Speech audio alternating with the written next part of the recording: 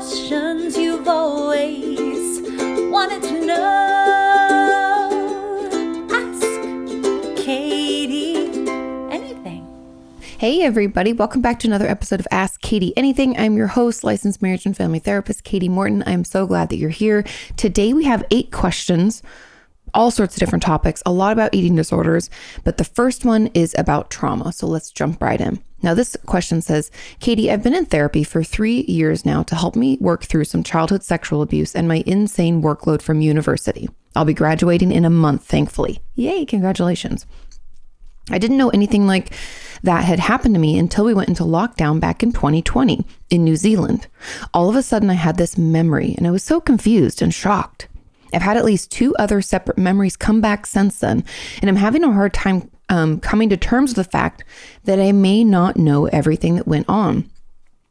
I was 5 at the time and deeply repressed everything that happened, which is understandable. We do what we must to survive. Yeah, I know. And also at 5, you're barely out of the age where we're able to easily form long-term memory. We can have some memories of, childhood before age 5, but it's very rare.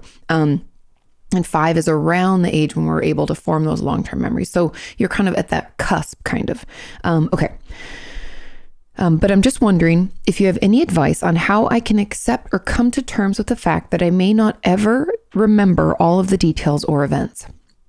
I feel really anxious about the thought of more memories coming up to upset me whenever they feel like it. I've been diagnosed with PTSD, if that helps. P.S. Thanks for all you do. Loved your book, Traumatized. Oh, I'm so glad. I hope it was helpful. Now, there's a lot, and there's a comment below this we'll get into in a second, but there's a lot to go through here, a lot of thoughts that I have. And the first is, how do we, a lot of people are going to have questions. How do we know that the memories that all of a sudden pop up, these, quote unquote, repressed memories, how do we trust them, or can we trust them? And I mentioned this time and time again. There's even a study mentioned in Body Keeps the Score that also reiterates this, but essentially through research and following people for years, we do know that repressed memories are ones that you can trust. Now, I know that doesn't take away from the fact that shame is a huge component of PTSD. So we can think, oh, I must have done something, and this didn't really happen. I'm making this up. I'm making this worse, right? The guilt, the shame, the self-blame that we put on ourselves when we struggle with trauma. That can still be there, but I just want you to check your facts and tell yourself, hey, they've done a lot of research. They've followed hundreds and thousands of people across years and had them retell similar events. And it turns out we can trust them. Not only have they done those studies to prove that because it was multiple people involved in it and the people remembered it very similarly. Also, they had people who had, I don't know if it was assaulted or I think it was childhood sexual abuse, but maybe it was assault. And throughout a year, they followed all the kids who'd reported this. And then they checked in 5 years later, 10 years later, 15 years later, and their stories never changed.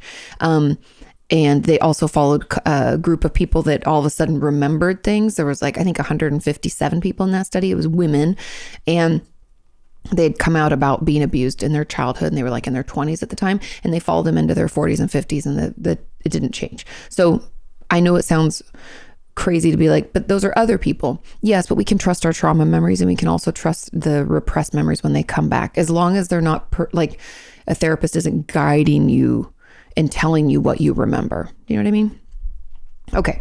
So that's the first thing I want to just address. The second is accepting or coming to terms with the fact that you may never remember the details. I feel like a lot of trauma, and I don't know if this is going to help, but we'll approach this from a few different angles. A lot of trauma processing or working through our PTSD is actually about how it affects us. So it doesn't really matter when it comes to recovery or being able to move past our trauma. It doesn't really matter if we remember everything. It's more about how it's affecting us and working on that.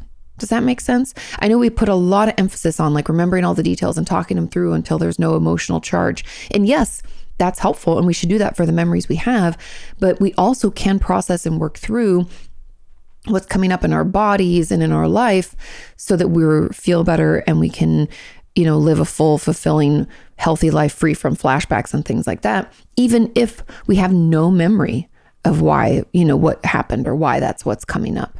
So I want you to know that there's recovery any which way. It doesn't just look and feel one kind of way.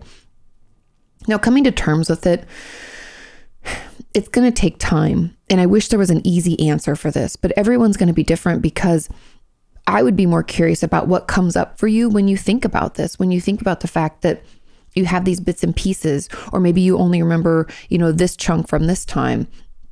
I'd want to know what you think about that, what judgments, what, unhealthy or unhelpful thoughts come up. I want you to, pay attention to that and tell your therapist, because I think that's going to be a huge part of it for you, is that process. And I think my guess would be, my hypothesis would be that some of it just has to do with grief. And I know that sucks. And, grief is already heavy enough when we think of it in the traditional sense of like losing someone, but we have to grieve all the time. We have to grieve the loss of the life we thought we would have. Like, relationships can end and we grieve what we thought that could be. I have friends who struggle to get pregnant and they have to grieve the loss of the life as a parent they thought they were going to have, right? And in relation to this question, we might have to grieve the thought that we felt like once we got into therapy to work on this, that we would be able to recall it all and we could remember everything, and we can't now. And we have to grieve that. And I know people can be like, well, grief sounds very intense, Kati, for that. I don't think so, because grief is really what's lost.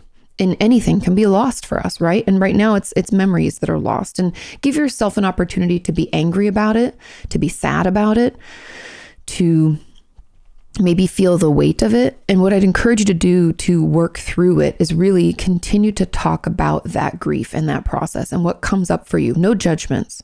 It's okay to be mad, sad, upset. It's okay to be glad sometimes. I'm glad I don't have those memories. I have some patients who felt that way. Also have some patients that feel like, I don't think I can process it through if I can't remember. And I want you to talk about that with your therapist, because the truth is you can, like I just talked about, it can work on what's happening in our bodies and how it's showing up for us. That's actually the only thing that's required when it comes to trauma processing. But why do we think the other way? And it's okay to talk that through. And little by little, we can let go of that, grieve that loss, and move forward. But give yourself an opportunity to feel whatever comes up. And there's no judgments around it. There's no speed with which we need to move through it. Give yourself that time and patience, which I know is hard when we're survivors of trauma. But just know that it can and will get better. Okay. Now, there was a comment on this that said, I'm not sure if this question is related, so please ignore if it's too far off. But could you tell me something about how to find out if memories are real? After a non-visual flashback, I had recurring visual sequences, typically in the evening or at night, which would indicate childhood sexual abuse. However, I'm unsure if these are real memories. These sequences were in third person. I could not recognize faces, and my body reacted with sexual arousal in the now, although I was emotionally uninvolved. I'm very unsettled, as I've had intrusive, sexually violent fantasies for a while now, whereas these were somehow different and my body reacted rather aversely. I can't describe it properly, unfortunately, but I'm now afraid that my brain is spinning something together. I started therapy a year and a half ago, and as I had the inner feeling for a longer time that I may have been sexually abused as a child, even though when we just rarely talked about possible childhood sexual abuse in therapy. I hope this wasn't too explicit. No, not at all.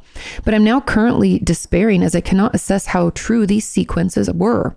How can I find out if I'm imagining the whole thing, as I can't talk to other people for validation? Not sure if this is important, but I was able to put these sequences aside after 2.5 weeks using imaginatory techniques such as imaginatory safe and imaginatory guard. Okay. This is a great question. And the truth is that talking it through with our therapist and kind of fact checking ourselves along the way. A trauma timeline could help if you think you could kind of piece one of those together, because it sounds like you started out having non-visual flashbacks. So it would be like in your body, right? We're not really seeing anything. Maybe we're feeling something, or emotions that come up. We can have emotional flashbacks, right? So body memories, emotional flashbacks. Where did those come from? And what do they pertain to? Do we have any idea? It's okay to just be curious about this. We don't have to have answers. We don't have to decide. I know it can feel like we have to decide, but this came out of nowhere. We can go down the avenue. It's okay to question and go down the avenue of being a detective about does this relate to anything in my life? The things that I'm feeling, like you said, you don't know the people. Could we look through family photos and, see if anything comes up? Do we have old family videos? Are there any ways for us to check our facts if we can't ask someone? Let's go down that road. Then next, let's go down the road of the fact that we've also had these intrusive sexually violent fantasies for a long time. Does this connect with that? You're saying already to me that they're very different, but let's explore that and maybe note all the differences so that we can slowly prove to ourselves that they're not the same. Or maybe they are. Whatever we find out is fine. There's no judgment. There's no expectation, no assumptions. We're just going to be curious, not judgmental about our experience. And I think it's important you do this with your therapist and talk it through and kind of slowly tease it out, because then and only then are you going to be able to, number one, convince yourself that that's the truth. But number two, also be able to put it aside and acknowledge that it is this or it is that and feel like you can move on with the process, right? And it's going to unfortunately take time because these memories can be convoluted, right? They can be complicated where you don't have a visual, but you had bodily, reactions and arousals. Where'd that come from? Has that ever happened before? We need to feel free to be a detective and, be curious, not judgmental about our process so we can figure out what happened. And take your time. Like I said, there's no rush with this. It's actually better that we give ourselves the space to kind of consider and go down these paths of questioning, and then we'll be able to find out the answers, okay? But again, if you can't ask someone for validation, you can't reach out to a family member or a friend to see if that was true, or if we ever knew someone who wore this shirt because that's all we remember or something like that. We can go through photos, videos, and things like that. That could be a resource as well. And if you don't even have access to those things, sometimes social media can be helpful. People post old photos from the family all the time. So we could post, we could check in old posts from other family members and see if there are, photos, videos, things like that. Okay, let's move on to question number 2. This question says, hey, Kati, I was just wondering, as a therapist, what approaches you would use when working with clients who feel like they are behind in life due to social pressures? I ask this as I sometimes feel like I'm somewhat behind compared to people my age in relation to relationships, having children, having a career, having my own house. How would you manage this in session with so many expectations surrounding it? And do you personally feel the pressure is bigger on females than males? This is a great question.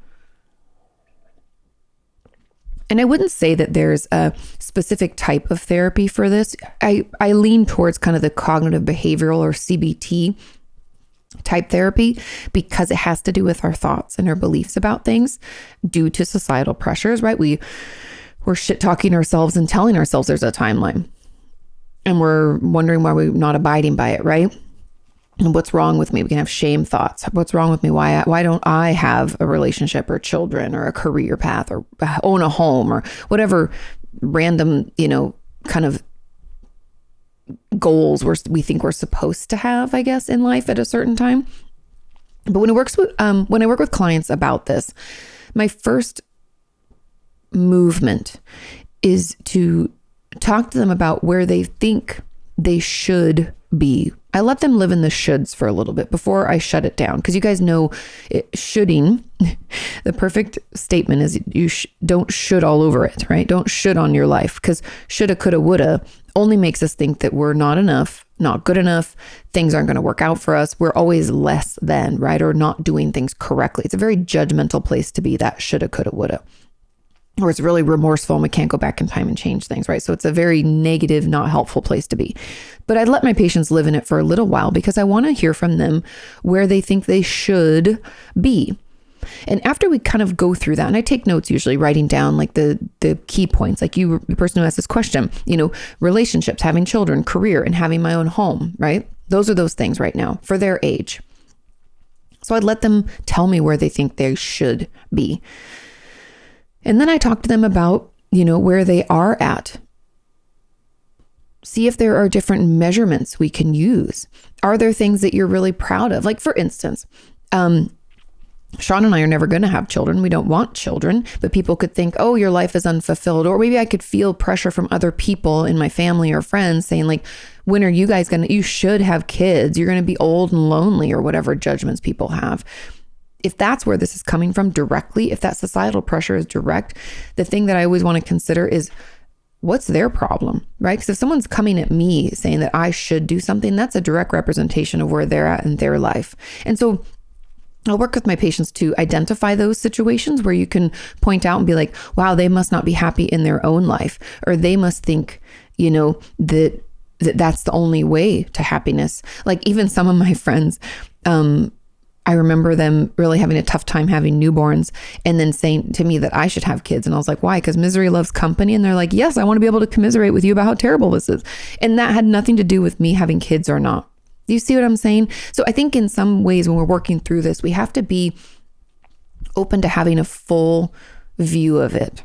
We can get really focused on our own experience and what this says about us versus seeing it from other people's perspectives, meaning people coming in saying you should be here, you should be doing this. It really says more about them and their experience and where they think they should be, or the reasons that they made choices maybe that they didn't even feel like were a choice. Does that make sense? I find a lot of people go through life thinking, well, it's this age that I get married, and whoever they're dating at that time, they're like, well, this must be who I get married to, and then we should have kids, and then I guess we should buy a house even though I don't know if I want to live in this city, state, whatever. And sometimes we're just like on autopilot. And I would argue that that's not necessarily a better path, right? To each their own. And so I really explore this with my patients. I would want to know where they think they should be. I would explore all those avenues and the messages maybe they've received. And then, and the most important part is asking them like where they want to be and trying to tease out the truth, which can take time. And it can be hard for my patients to even admit that maybe they don't want this thing or they really do. So that's why I kind of lean towards that cognitive behavioral therapy or CBT, because we're going to want to track those thoughts that we're having and we're going to want to challenge them when they're not helpful. But we almost can't do that. I mean, we could work on making our thoughts less negative in the moment, but we almost can't even get into that until we first, like I said, figure out what it is maybe we do want ourselves, what societal pressures do we feel. And we're going to have to kind of tease that out so we can slowly learn what we want. Because we have this problem in our world as a whole, deciphering from what we might think is expected or what we shoulda, coulda, woulda done and what we actually want for ourselves. We have a tough time acknowledging that. It's almost like I had this TikTok I did a long time ago about how a lot of people say, well, I don't have a choice. I'm stuck doing this, right? I don't have a choice at my job or where I live, or I don't have a choice about whether or not I want to still stay in this place or be with this person. And the truth is, this is a hard truth, we always have a choice. Sometimes we just don't want to make the best choice for us because we put other people first, or we consider, and there's nothing wrong with considering other people. I'm not saying this is a bad thing. I'm just saying that when people say I don't have a choice, the answer is you actually do.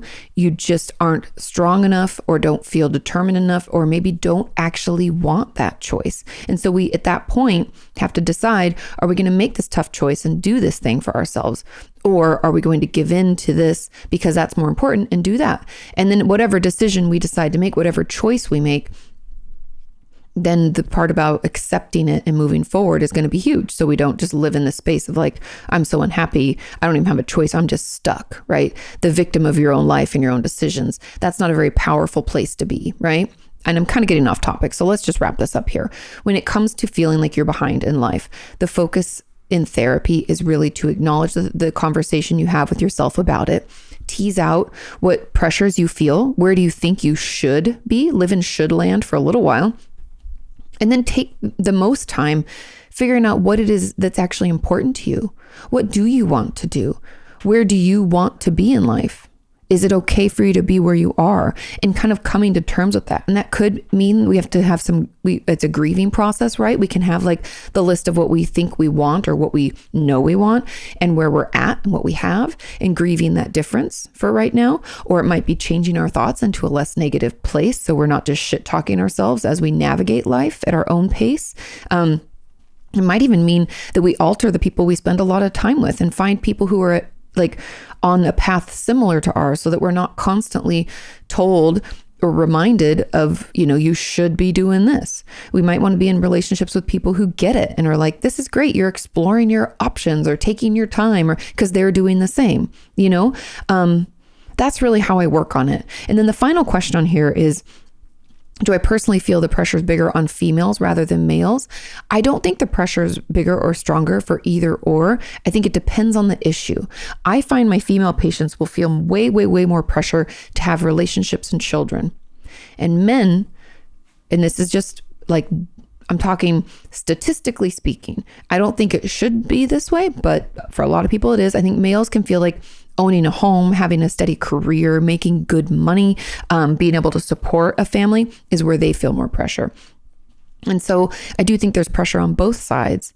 And obviously it depends on the family too. Males could feel pressure to have children too. But I find in my practice, I've heard more from females saying I should be married and should have kids, and men saying, I should have a good career and be making good money. And that, I know that's a very traditional stance, but I think our society still has a lot of traditional values that it tries to, pressure people into doing. And again, those are just all of my thoughts. And it's a very complex issue and each person's going to be different, but I hope that kind of gives you an idea of how I slowly navigate through it. Now let's move on to question number 3. This question says, why do I crave negative attention? Great question. I've always had a fascination with and get excited about the idea of punishment or getting into trouble. I also tend to do things to draw negative attention in therapy. For example, the most recent round of therapy sessions I had, I would continue to self-injure because I like that my therapist seemed to worry about that. The more attention she paid to it, the more I wanted to do it. She once asked me why I stopped with only one cut and why not do more. So I took that as a challenge and made more cuts to show her that for next session. This is a very common thing. And it's interesting. Negative attention is attention. We often think, why would I want people to think about me negatively? Or why would I want to get in trouble at school or at work or any situation like that? Why would I want to pick a fight with someone? Negative attention is still attention. And when we grow up in a household where maybe there's neglect, or it usually falls into one of two buckets. It's either neglect, meaning a parent just completely ignores us, isn't there. Maybe they work too much or away from home a lot, or even when they are there, maybe they have their own mental illnesses and they're just not present for us. Or there's outward abuse, emotional, sexual, physical abuse. Either way, the only way we know, or the only thing we can try to do to get attention, right, is through negative avenues. Because if we're getting attention from a parent, it's in negative form, or we're not getting any. And maybe the only reason they would ever, care if neglect is there, we might think that we only got attention from them when we're hurting, right? Then when we actually need them, like we call them from school and say that we're sick and our parent shows up to pick us up, right? We can think, yes, they came, they love me. And it can be that affirmation, that attention that we've been so deeply craving. And so essentially, we're just looking for attention. And when parents don't give it to us regularly and we aren't able to connect with them, see them, we don't feel taken care of, we don't feel seen, heard, and understood, that follows us into adulthood, and we can do things to get more attention. And that's why it's almost like, I don't even think it's necessarily negative or positive. I would guess that the person who asked this question doesn't know how else to do it. And this is what worked in the past. And I feel like negative attention, the craving of it, tends to come from more of that neglectful space, because we want so deeply to be cared for. Like in this example they're giving about like self-injury, we're wanting them to worry because no one ever worried. They were just not there, non-responsive, or didn't seem to care, right? And so we're wanting that. And so we're creating scenarios where we're essentially getting that inner child need met. Now, you all know that we can't get those things really met fully from outside places. We have to be able to give it to ourselves. And so my encouragement for anyone who feels this, like, I just always crave negative attention, my encouragement for you would be to talk to your therapist and begin doing some inner child work, because this is where this comes from. This urge to get attention at any cost comes from a childhood wound, right? Someone wasn't there, or someone was only there in a harmful way. And so we go into adulthood still trying to get that need met. And so we're going to need to work on that. And I have an inner child workshop that's accessible on my website. You can just go to my shop at katimorton.com and purchase it. That's a great place to start. There's also, like I said, doing the work with your therapist. There's tons of great workbooks that I love. I have them in my Amazon shop. Just go to amazon.com/shop/Kati Morton, and you can see the lists of all the stuff that I offer. or not that I offer, but ones that I recommend rather, books other people have created that I think are just beautiful and helpful. So that's really where I would go with this. And that's where I think this is coming from. But if you think I'm off base, that's okay. Everybody's different. Feel free to ask a follow-up about this. But I think that's really where that craving of negative attention or attention in general comes from.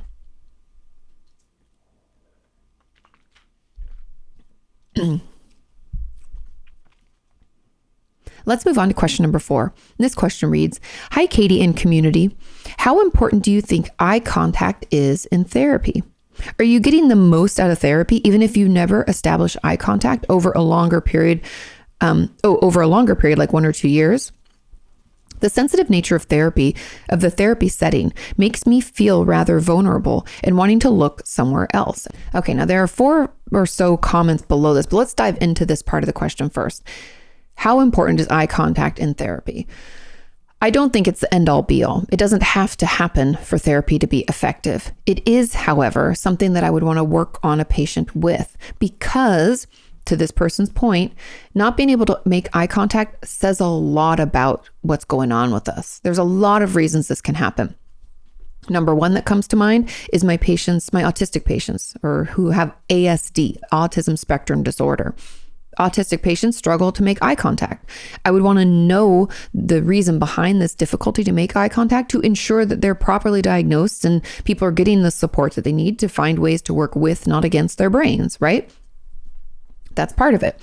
Another part is that shame piece and potential trauma, right? That feeling of vulnerability that can be so uncomfortable that we can't. And I would want to find out if there are other places this came up for you, or if it's just around this specific topic.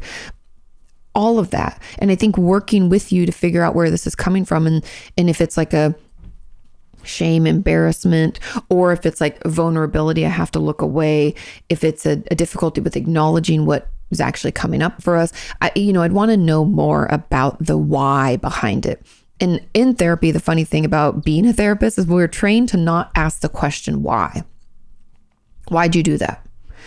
It feels very judgmental, right? It feels very finger pointy. Why'd you do that? And it seems judgmental.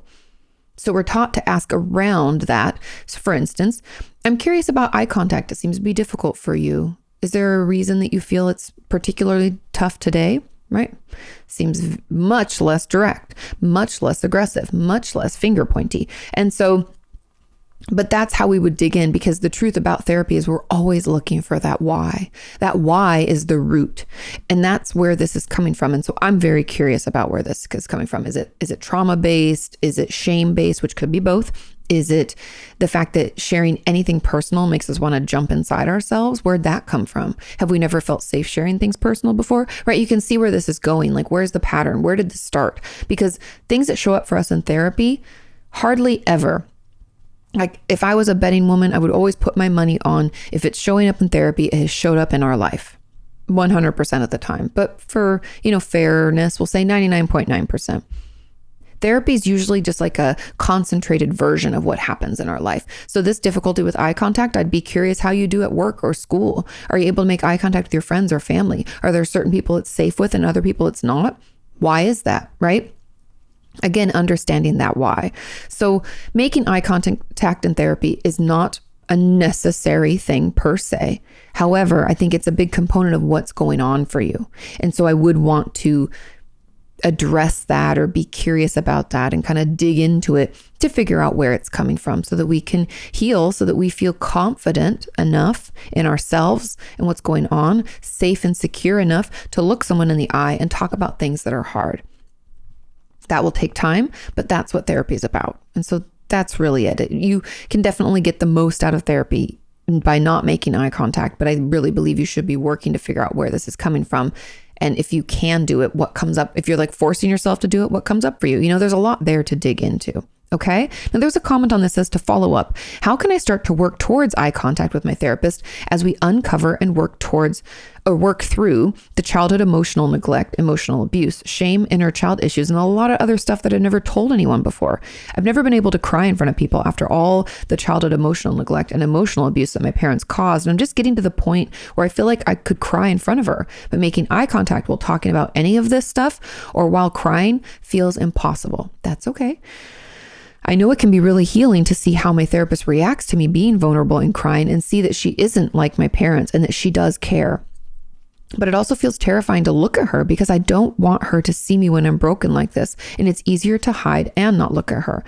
I feel like I kind of answered this question because you work towards that eye contact by figuring out where it's coming from. And you kind of know. It's like we're afraid that being vulnerable like that leaves us, hence vulnerable, right? Vulnerable is the term. So being open leaves us more vulnerable to being hurt. And so it's going to be difficult to process and push through that to slowly be able to trust her. So I wouldn't push you to make eye contact while you cry. I would encourage you to allow yourself to cry and acknowledge, or at least give yourself an opportunity to feel that support and that love while you do fall apart, and know that it's okay. You're not broken. You're having an emotional expression. You're letting yourself feel what you've gone through, and having someone show up for you and be okay with that and be able to hold that space for you, right? Allowing for that to happen, not running away, not hurting you, not shutting you down. All of that's going to be healing, and we can, again, just slowly work towards that eye contact, but it doesn't have to happen all at once. Give yourself time. And it sounds like maybe the crying thing is also another level of vulnerability for you. And if we can do that, that's wonderful. That's a step in the right direction. We don't have to do it all at once. Cry, allow yourself to do what you want to do, and then maybe talk about it at your next session, how eye contact is difficult and to fall apart in front of her is very difficult. And see what comes up for you. You know, we kind of know where it's coming from, and it's just going to take some time. It's a healing relationship, so allow that healing to take place. There's another comment on this as another follow-up. Is that the goal, to be able to eventually maintain eye contact?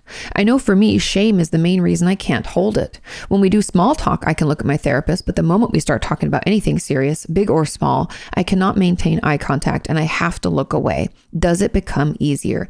Yes. It's not a huge goal in therapy, but it's part of it, right? It's all about the goals in therapy depend on what you're wanting to work towards. It's not one size fits all. Not everyone's going to have to make eye contact, right? Especially my patients with trauma in their background, this childhood emotional neglect we just talked about, and abuse. It's going to be more difficult. Am I going to push them to do it? No, but am I going to try to explore it with them and figure out where it's coming from? You betcha. And especially with the case of this person where they're saying, if we're talking about like lighthearted things, it's easy. But as soon as we move into more serious, I can't. So I might try to play around with maybe that space in the middle where it kind of feels lighthearted and then it's a little bit serious, a little lighthearted and a little serious. And we're almost like building that new muscle of allowing you to continue making eye contact as things shift out of lighthearted into serious, and kind of working that little buffer zone if there is one. But it's not necessarily the end goal, and it does get easier with practice and as we kind of figure out where it's coming from. Okay. There's another comment, last comment. It says, I agree. I have never been able to make eye contact last more than a second or two. My therapist is always asking me how I'm feeling or what I'm thinking because I'm never able to make eye contact. Most of the time, I'm only able to make it last if she's telling me more about other issues or any information about counseling in and of itself, as that's what I'm in school for. But as soon as it's about me, I can't do it. For my background, I have severe PTSD, childhood emotional neglect, childhood sexual abuse, anxiety, and depression, and I was always told to be seen and not heard. How can I get out of the internal thoughts about this, as I can't imagine looking into someone and telling them all of this without the guilt and shame? I don't want to see my therapist's face and expression as I'm telling them about my terrible childhood experience. Let's explore that. What is it that you're worried you're going to see on their face? Talk to them about this. What you're afraid of, if you're able. You don't have to make eye contact while you talk to them about this. Just let them know and acknowledge that this is happening. I know they're aware. It's something as therapists, we're always cued in to pick up any kind of physical, social cues, body language, eye contact, voice raising, lowering, mumbling. Those are things we're trained to pick up on because it tells a bigger story. So maybe addressing this with your therapist in a roundabout way will allow you to explore it more deeply. Meaning, if we, instead of trying to say like, I don't know why I can't make eye contact, I feel such guilt and shame, I can't talk about anything with them like that, I have to look off while I talk. Instead of talking about it like that, what if we come around the side and we say, eye contact's always been something that's difficult for me. It just feels too in my space, too close, maybe we don't even have words, right? Let's start there and talk that through with your therapist.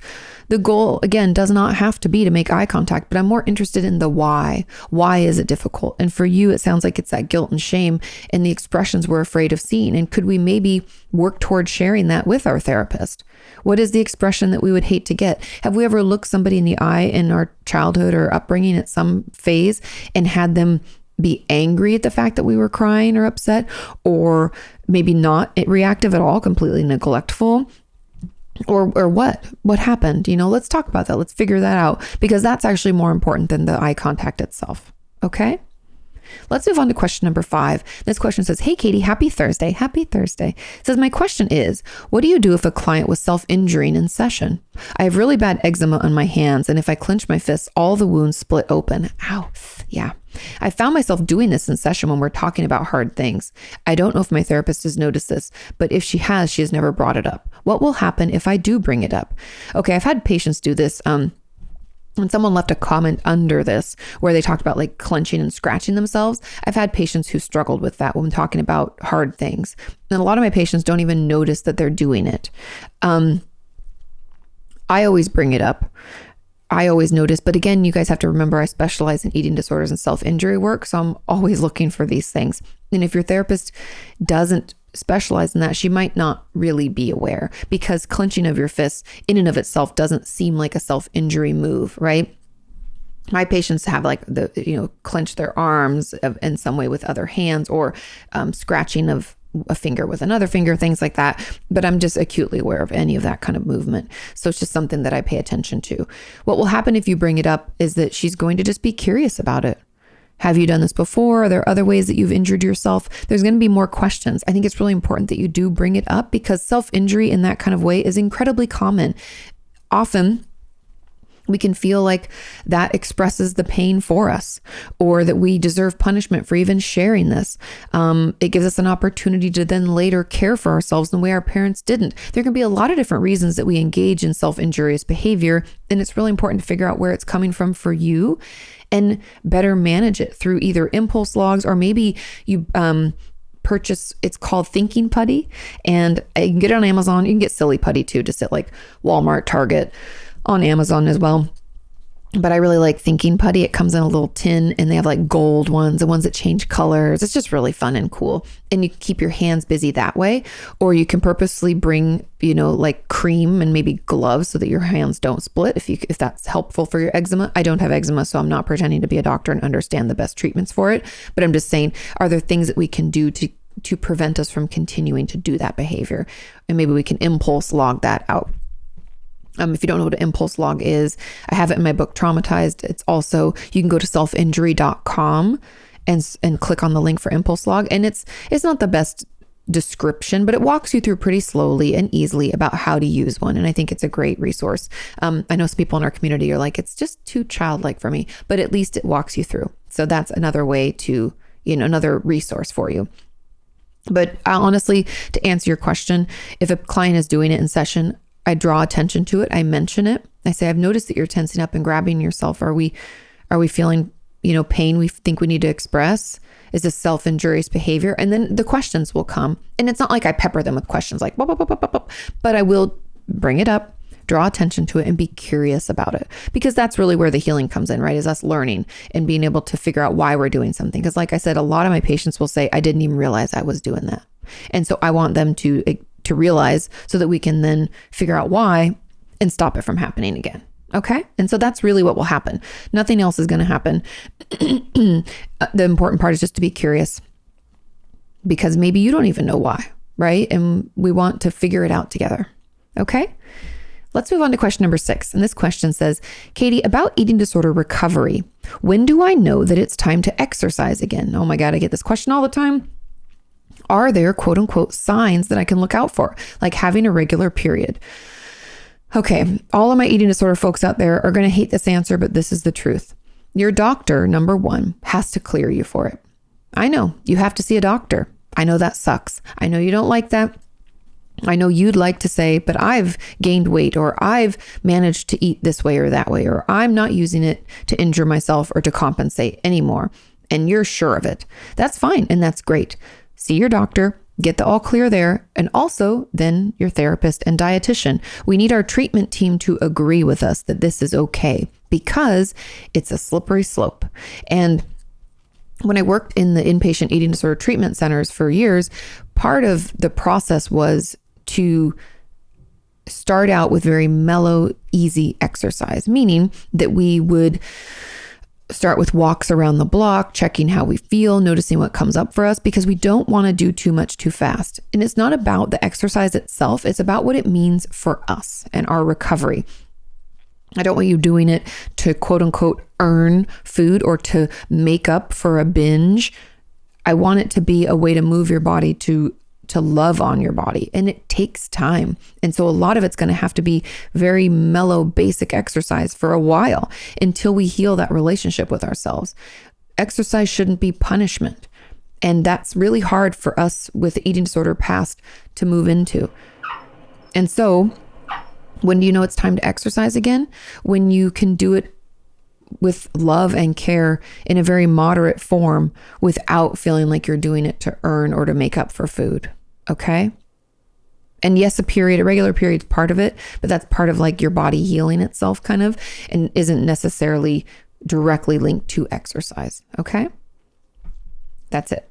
So I guess the quote unquote signs you can look out for are that your relationship with food and your body is improving, that we're able to eat more intuitively, where our body is healing, whether that means gaining, losing weight, binging less, eating regular meals and snacks. We're in that healthier state for an extended period of time. Now, does that mean that in early stages of recovery, we can't do any exercise? If your doctor says no. But if you are able, like I said, short walks, walking the dog around the block, walking for 5, 10, 15 minutes, building up, things like that. No running, no high intensity workouts. We're just going to start moving. Maybe it's like some hatha yoga, things that are just a little easier on our bodies so that we can actually be in tune with our bodies, feel how our body feels, be in it while we do that exercise, versus what we tend to do when we have an eating disorder past, which is disconnect from our bodies and force it into doing things. So that's where, that's what we're looking for. And I know that answer sucks and I know you're angry, but it's just the truth. Okay.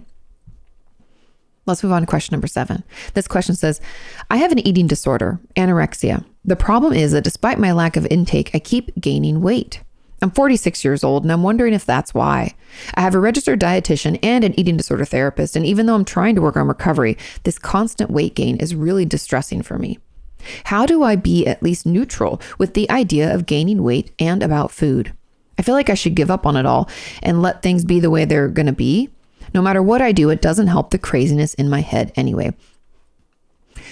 Something that we don't talk about enough is when it comes to eating disorders, our metabolism as a whole. Yes, you're 46, so your metabolism is going to be different than when you were 26.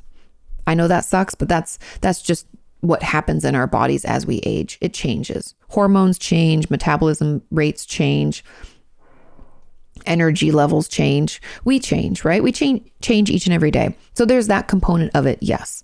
However, when it comes to eating disorders and restriction, I feel like people forget this, that when you restrict, your body goes into survival mode, meaning it tries to hold on to any and everything that you give it because it doesn't trust you. You've been starving it. Our body's job is to survive. It goes into this like essentially stress response survival mode, and it like white knuckles its way to try to keep us alive when we're trying to harm it, right? I'm not judging eating disorders or the behaviors. I'm just saying that's what happens biologically inside our system. Therefore, when we're healing, if we still are doing this restrict, binge, or restrict, try to eat regularly, our body still thinks it's under threat and it's going to hold on to that weight.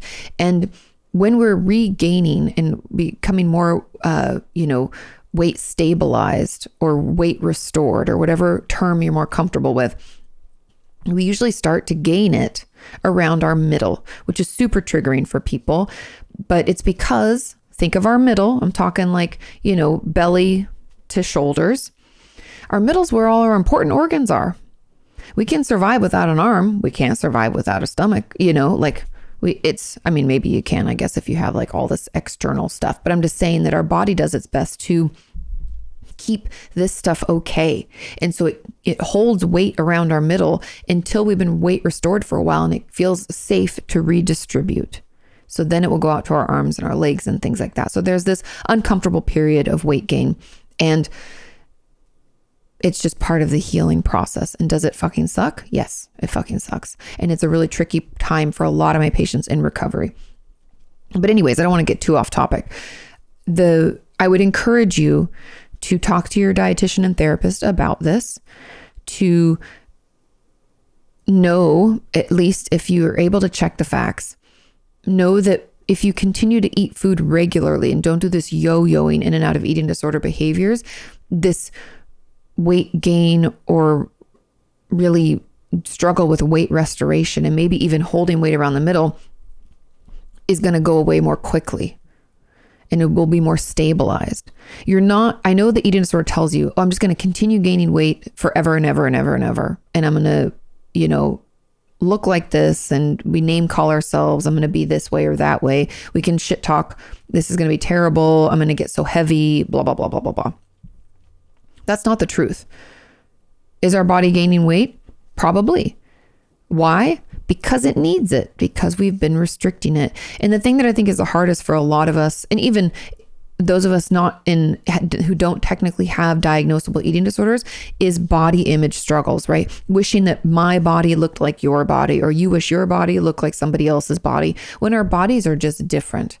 My body's never going to look like your body. Your body's never going to look like that person's body. And that can be hard. And so the weight gain to you might seem excessive, but to your body, it might be like, this is what I'm supposed to be. This is the size and the way I'm supposed to look. You just never let me be that. You've always been fighting against me in this constant battle since we were teenagers or something, right? And so talk with your therapist, talk with your dietitian. Know that it does take time to kind of untangle our eating disorder voice from our voice, our healthy voice, I would argue. And it also takes time for our body to trust us and heal.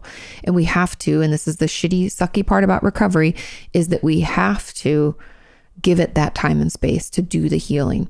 And that space is really hard and it can be really triggering. And that's why it's great that you have the support that you have. So lean into them, be honest about it, be angry about the weight gain, yell about it, talk to them about what's happening and what you're stressed about. It's okay to not like it and to be frustrated. But what I don't want you to do is continue taking it out on your body.